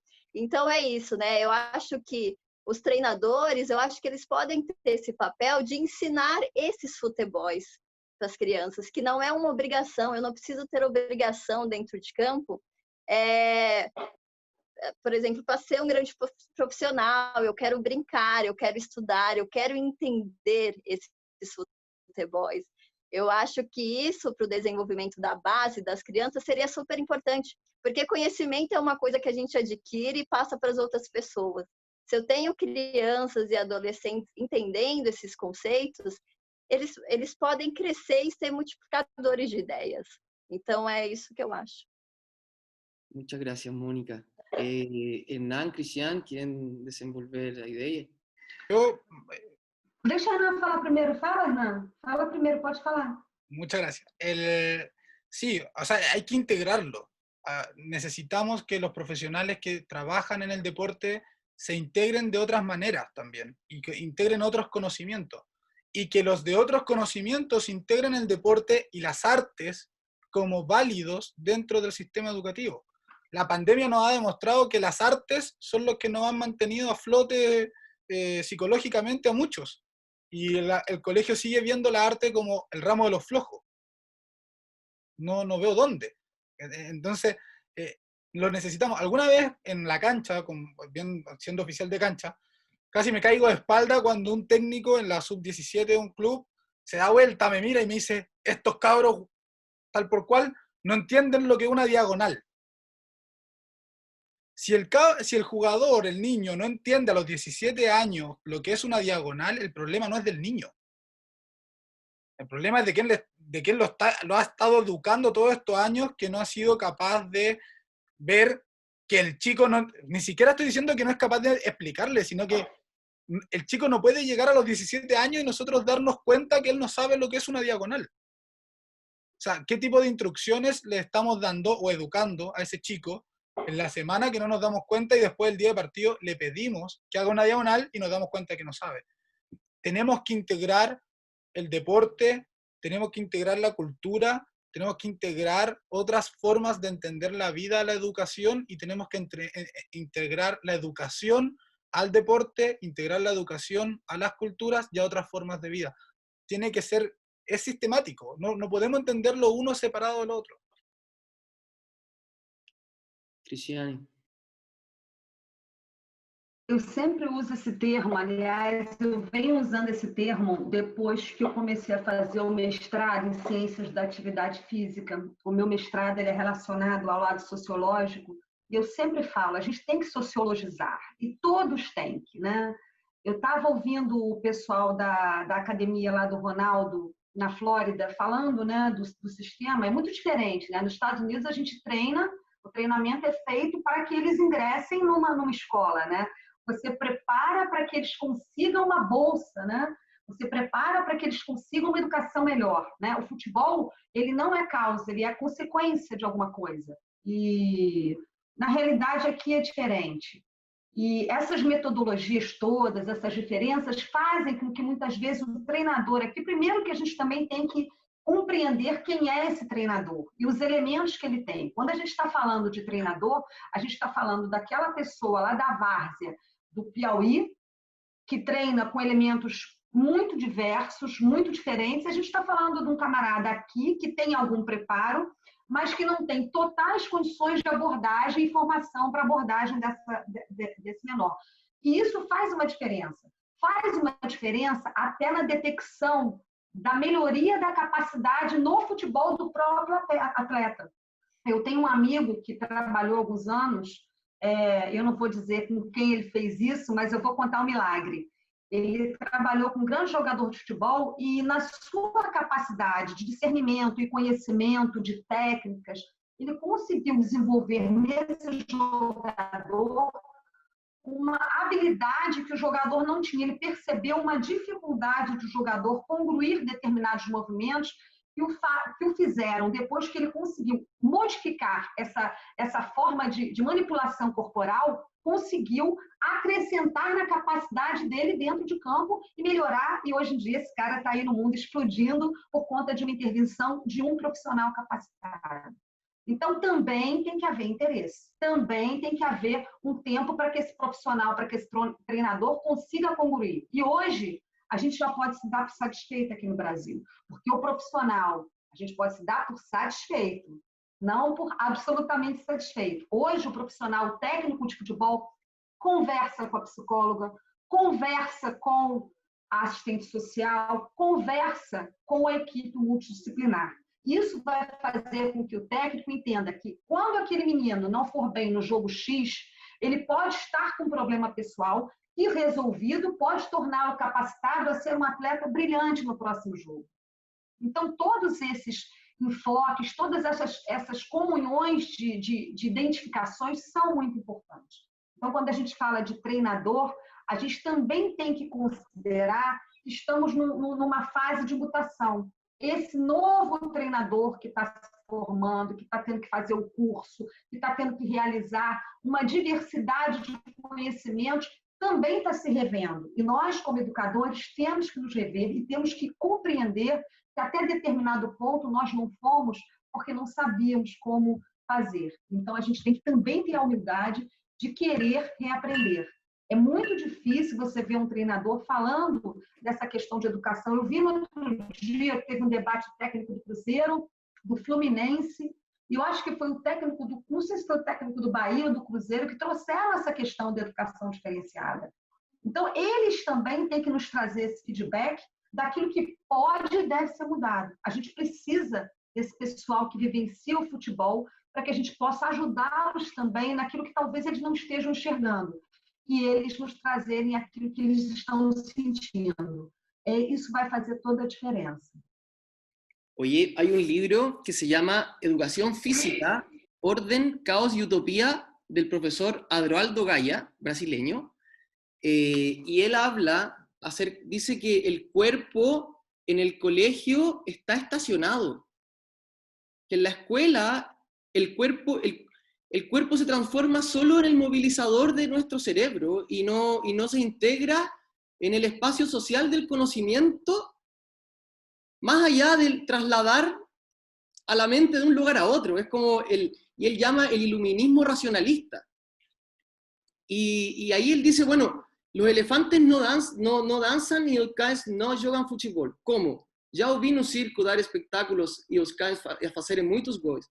Não, elefantes e cães não dançam nem jogam futebol. O elefante, coitado, se move adestrado por estímulo e resposta ao som de uma música que é incapaz de reconhecer tratar-se de uma valsa, um tango ou uma samba. Os cães, por sua vez, correm, saltam atrás dos balões, porque foram na mesma forma adestrados pelo seu treinador e, eventualmente, tais balões entram nas goleiras para a alegria das crianças. Mas elefantes não dançam, nem caso não jogam futebol, porque lhes falta o significado existencial de dançar por prazer, fé ou estética. Então, aí vamos a ver la diferencia entre un entrenador que adiestra, que probablemente es el fenómeno del fútbol profesional, que viene a ser como la industria de la leche, siendo la vaca los jugadores. Entonces, nada, bueno, dale las gracias, vamos a abrir las palabras a si alguien quisiera, invito a todas las personas a abrir sus cámaras si quisieran, y a comentarnos acerca de este nuevo programa y conversar con nuestras invitadas e invitados. Tenemos a Gabriel Carvajal, a Juan Pablo Garretón, a Luana, a Renata, a Feli, a la Anaís, que vinieron aquí a acompañarnos. Luana saluda ahí. Hola. Luana, ¿você quer activar sua cámara, su micrófono para falar aquí? Oh, Gabriel. Gabriel sabe mucho de infancia, así que si me mandé un condoro, me lo va a enrostrar. Estuvo súper bueno, de hecho. ¿Ah? Estuvo súper bueno. Muchas gracias. Oye, aquí, Luana, você pode perguntar si alguien quiere hacer alguna pregunta mientras Luana o comentar acerca de la conversación. ¿Se entendieron los idiomas? Igual se entendió, yo no sé mucho de portugués, pero sí, se entendieron las tres exposiciones. Entonces nos damos cuenta que hoy día, al parecer, necesitamos solo relacionarnos para aprender a comunicarnos. Se entienden los dos idiomas. Aquí hay una pregunta. Luana, para todos. O trabalho de base é fundamental para a manutenção de uma estrutura bem consolidada para o futebol nacional. Infelizmente, em nossa cultura, o investimento projetado para o médio ou longo prazo são pouco incentivados. Qual seria uma possível solução para essa mudança estrutural? Alguém quer responder? Cristina, primeiro? Quem quer ir primeiro? Eu estava lendo aqui sobre isso agora, que interessante. Eu ia terminar aqui justo com uma análise do professor Maurício Murat, justamente sobre isso, né? Ele fala sobre trabalho em rede, né? Ele fala de 3 moedas básicas: trabalho voluntário, trabalho de apoio e trabalho de trocas e intercâmbios recíprocos.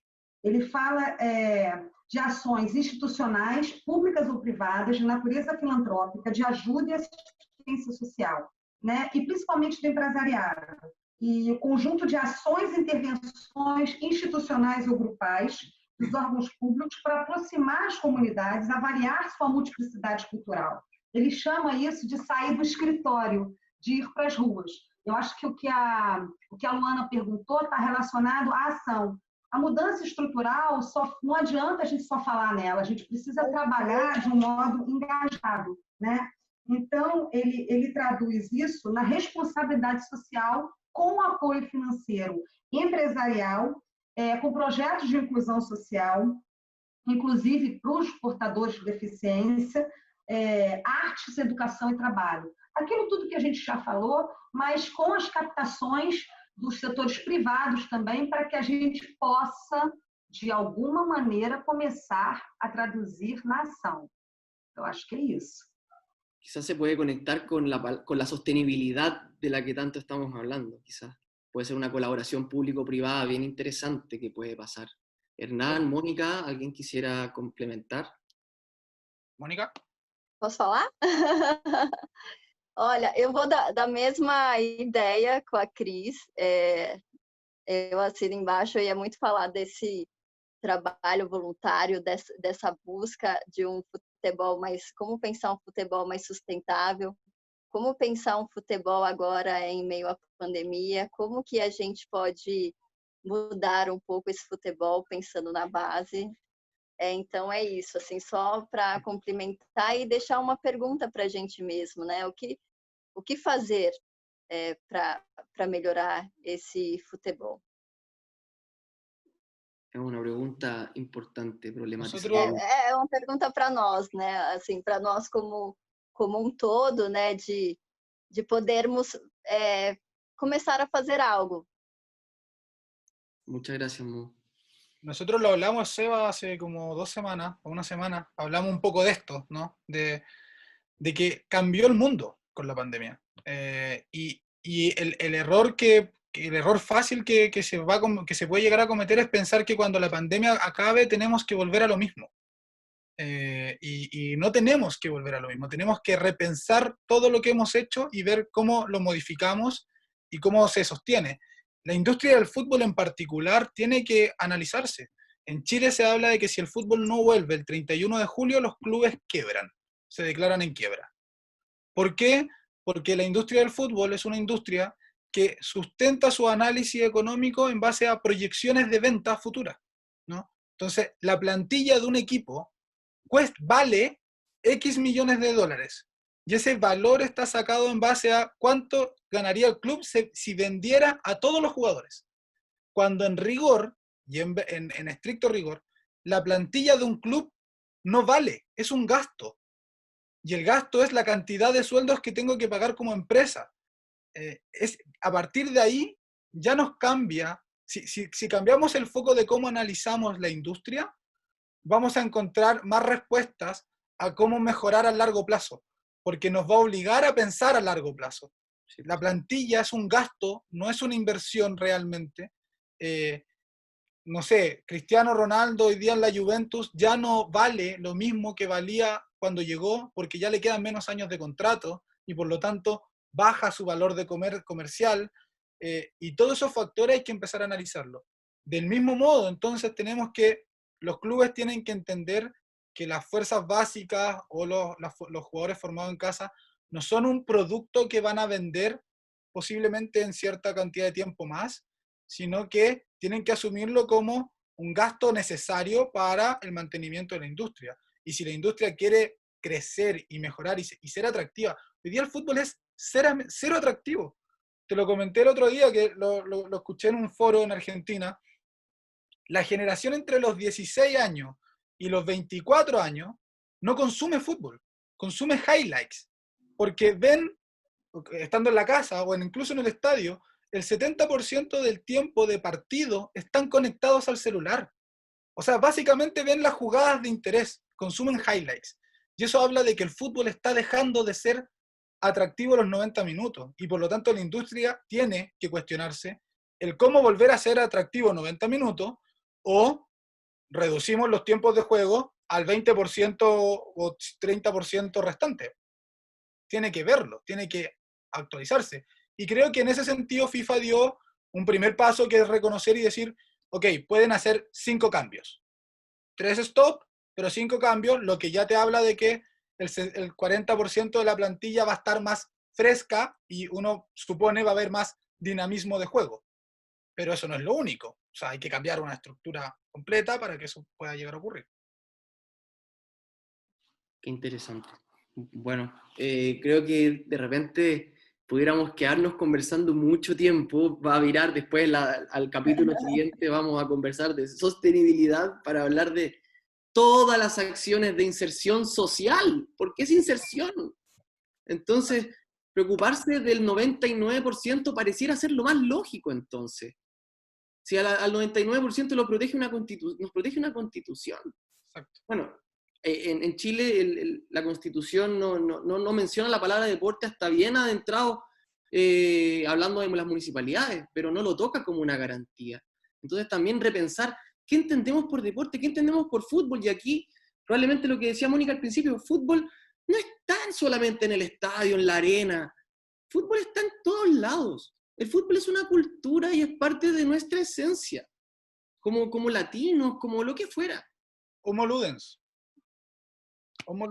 Es volver a reconectarnos con el juego, efectivamente. Pero si eso es lo que tú leíste, así como todo lo que hemos estado hablando, es asumir que somos el hombre que juega y que no está asumido, está al contrario, queremos limitar el juego, bien, ya lo dice, ¿no?, nuestro gurú, lo limitamos porque se ve poco serio, pero no hay nada más serio y no hay mejor aprendizaje que el juego.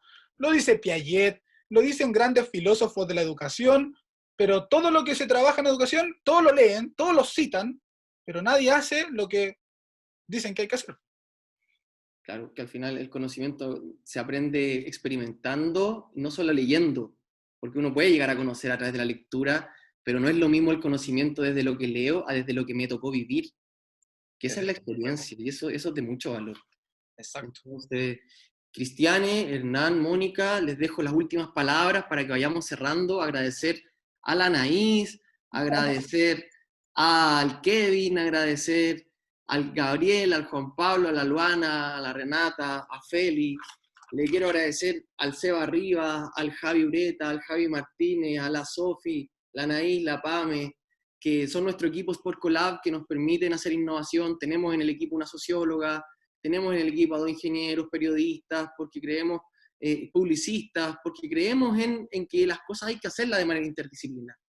Creemos que hay que mejorar los procesos y creemos que generando un engranaje más fuerte, más interdisciplinario, vamos a poder hacer pequeños cambios que generan al final las grandes revoluciones. Mónica, Cristian, Hernán tienen sus minutos libres para que puedan cerrar también el programa y yo les agradezco por confiar y estar acá. ¿Quién quiera partir? Diga, Mônica. Fala. Posso começar? Vamos lá. Bom, agradecendo aí você, Sebastião, pelo convite para falar um pouquinho de futebol e cultura brasileira, futebol de um povo.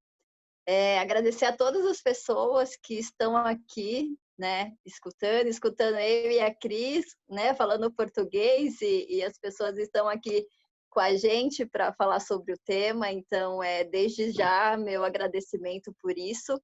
E qualquer coisa estou à disposição para falar dos temas, futebol, cultura, sociedade, enfim, dá para falar de vários temas, várias atualidades neste momento através de futebol e eu estou à disposição.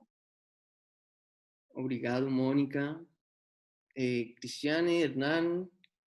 Agradecer esse convite, né? Em primeiro lugar, agradecer esse convite. Eu fico muito honrada de poder dividir meus pensamentos com quem pensa também e com quem tem o coração comprometido. Dá para perceber que a Mônica, o Hernán, além de você, Seba, tem esse coração comprometido com alguma coisa que está além daquilo que a gente precise fazer. A gente quer fazer o que a gente está fazendo aqui.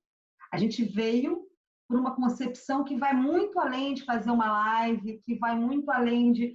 Há um propósito em todos nós. E isso me deixa muito comovida, porque é esse propósito que vai nos integrar e vai trazer mudanças.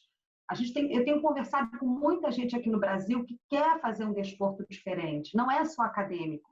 Jefferson Vale, Silvana Trevisan, Flávia Zanini, outros advogados da área desportiva. Ontem eu conversei muito com o Luizinho, aqui do Rio, de São Paulo, e trabalhando essas questões, o que vai ser do futebol de base, para onde a gente vai, para onde a gente caminha.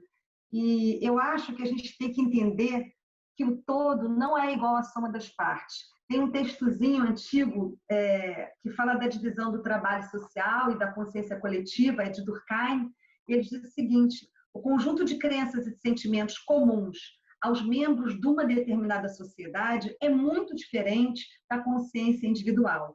A sociedade não é uma soma simples de indivíduos, é um sistema formado por sua associação e representa uma realidade específica com características próprias. É que o todo não é igual à soma das partes. Ele é diferente, porque ele tem propriedades diferentes. É assim que a gente tem que entender o esporte, é assim que a gente tem que entender as nossas conexões. Sistematicamente, por isso que eu fui estudar constelação familiar, para entender os sistemas e poder aplicar, de alguma maneira, os conceitos do todo, e que ele também não é só essa soma de partes, que ele é o diferente, para que a gente possa fazer alguma coisa especial, ter um propósito que nos tire da visão monetária, que nos tire da visão só de profissão, mas que nos faça cidadãos também. A gente não basta formar cidadãos, a gente tem que também dar o exemplo, né? Então, eu quero agradecer, foi muito importante estar com vocês hoje. Muito obrigada. Cristiane. Muchas gracias, Sea, por la invitación, al equipo también de Sport Collab, a todos, a la chiquilla acá, a Mónica y a Cristiane también. Gracias porque a veces uno, cuando es crítico en un mundo donde todos están tratando de que les vaya bien en lo económico y uno es crítico, uno se siente un poco solo y loco. Y es bueno encontrar otros locos que piensan no necesariamente igual, pero que piensan en las mismas, que divagan sobre las mismas cosas y podemos conversar y dialogar, que es importante. Así que gracias por la invitación, un abrazo a todos, que se cuiden, que la cosa está dura, y nada, saldremos de esta y nos abrazaremos celebrando un gol. Pueden seguir la canción, ya saben. Muchísimas gracias, de verdad, fue un tremendo placer. Mónica, Hernán, Cristiane, son personas que admiro mucho, cada una en sus distintas áreas y en su todo también. Entonces creo que, nada, me voy con el corazón llenito de mucho aprendizaje también y esperemos vernos de aquí a poco. Vamos a abrazar, vamos a celebrar un gol, como decía Hernán. Así que a las personas que nos acompañaron hoy y a las que nos van a acompañar también, porque este programa luego le vamos a poner subtítulos a Hernán en portugués y a Mónica y Cristiane en español, para que también pueda ser trocado la idea del Bachipapo salga en dos idiomas. Entonces eso nos va a permitir también establecer puentes entre Brasil, que es un país hermano siempre, que nos ha acogido también, y nosotros desde acá de Chile, mostrando que no estamos durmiendo, que estamos más vivos que nunca y que queremos generar este cambio cultural poco a poco. Así que muchas gracias. Vamos a subirlo a YouTube y a Facebook también. Entonces va a pasar por un proceso de edición y nos vemos en la próxima. Que estén muy bien. Tchau, gente. Chao. Até. Muchas gracias.